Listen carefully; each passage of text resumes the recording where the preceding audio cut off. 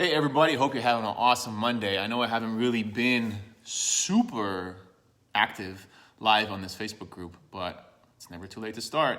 So I'm going over my laptop. I rarely use this laptop. This is usually my laptop that I use if I want to go out to eat and still get work done. So I'll take this with me and then sit at the restaurant and then get work done. But I was going over some notes that I have on this laptop, and some of these notes right there, and that's those are notes that I took from when I went to New Jersey and I visited a seminar with Joe De Franco and Zach Evanesh. And I got 7 quick tips for you, really random, and we're gonna go through it real quick because I know you're busy. Hopefully this will give you a better week.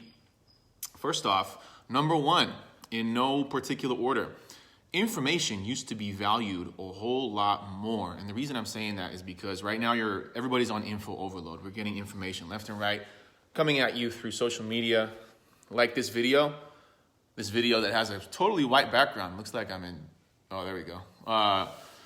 Information used to be valued more. There's no shame in reading a book twice. I make this mistake too, where like, for instance, right here, I'm reading this book, and then right away I'll read this book, and then I got more books over there, but it's okay to read a book 2 times in a row. It's okay to read the exact same content 2 times in a row, however many times it takes for you to actually grasp it. And if you grasp it after 5 times, but somebody else grasps it after 1 time, that doesn't mean anything. It just means that you needed 5 times. That's okay. But I think right now, everybody's paralyzed by information overload, and especially in the fitness industry. If you're trying to lose weight, what's coming after you? First off, if you're overweight, you've made some bad decisions, you ate too many calories, you didn't eat enough protein, and now you're overweight, and now you're frustrated, and you want to lose it all overnight, right? So you're being bombarded with advertisements that promise it overnight with some type of technique that you haven't heard of before. Because if somebody were to run an ad with the truth, it would say, if you want to lose weight, you're going to have a lot of patience and cut your calories a little bit every 3 weeks, and every 4th week eat maintenance level calories, and do that for 2 years. Sign up for my program. Like, that's the real true advertisement. But you're being bombarded with all quick fixes, and then you're trying them, and then you're failing because it's not sustainable, and it just doesn't work. So what I'm saying is, you're being bombarded with kind of false information and too much information left and right. And be aware of it. It's okay to stick to the basics, because if you do the boring work, that's how you get success in life, by doing the boring work and doing what really matters.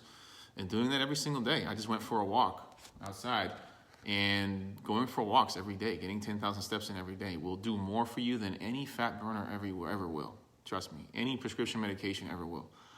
Going for walks, like, it's really that simple. All right, number 2. This is the exact note what it says. Blue-Checkmark Verified Instagram influencers are dead broke. And then they seek out advice from those who were authentic all along. Those who want to play the long game stay authentic to themselves. There is no better version of you than you yourself. Stop trying to be someone else. So for sake of brevity, let's go straight to point number 3. True success comes from asking who you are and who do you want to help. So who are you? Who do you want to help? Who do you want to help is easy, but who are you? That's a harder question right there. A lot of people, Henry David Thoreau said it himself, most men live lives of quiet desperation. Quiet desperation.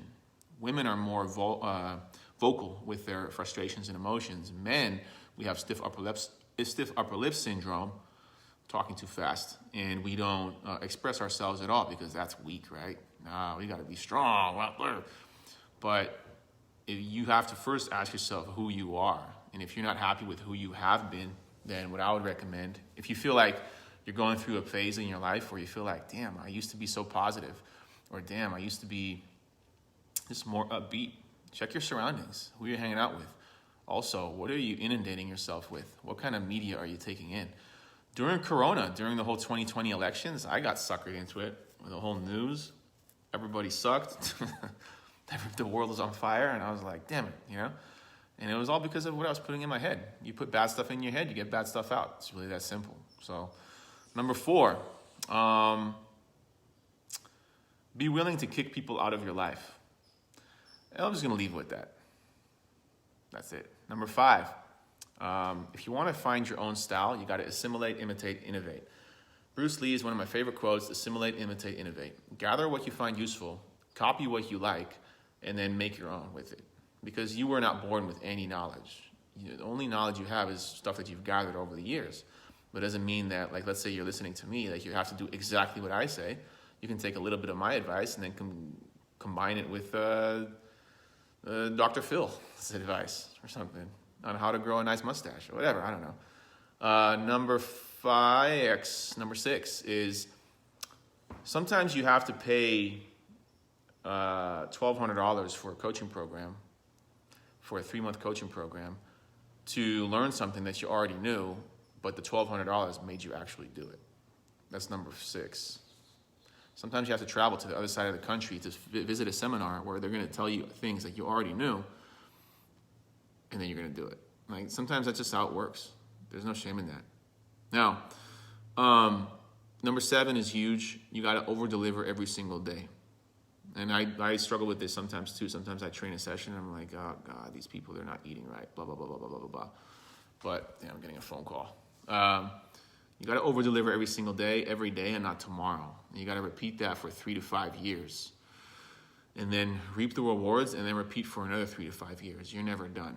So you either grow or you die. You already know that. I don't want to get lame, but if you see guys accomplish big things, like, for instance, trainers that have celebrity clients, that's because they over-delivered every single session on the clients that were not celebrities, on the clients who weren't even eating right.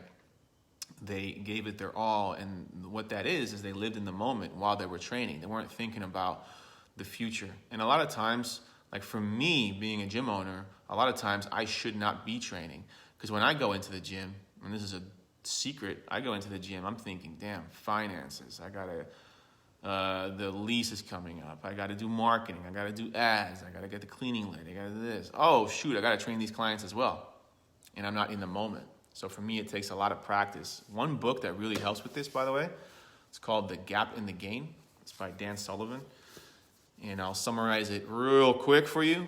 It is, most people live in the gap, but you want to live in the gain. And what that means is that you want to compare yourself to what you have already accomplished, or when you look back, look at what you have already accomplished, establish happiness through that. And when you have that happiness, you expand on that happiness circumferentially, and then you move forward and you gain more by comparing yourself with what you have accomplished. But most people compare themselves to their ideals, and then when they get their ideal, they have a new ideal, and then they're happy because they tell themselves, I'll be happy when I have this, and then they get that, but then there's something else because their neighbors got, you want to get that BMW 5 Series, and then you get it, but then your neighbors got the M5.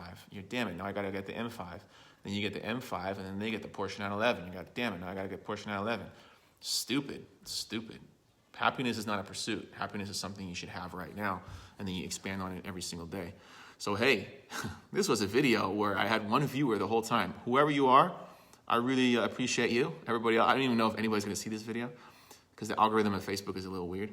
But if you saw this video and you liked it, hit like, all that stuff, leave a comment. That would be cool. You know what? If you really want to help me out, leave a comment, because then Facebook sees like, oh, wow, they're leaving comments. This must be good. That's how Facebook works. It's weird. All right, cool. Have a good day.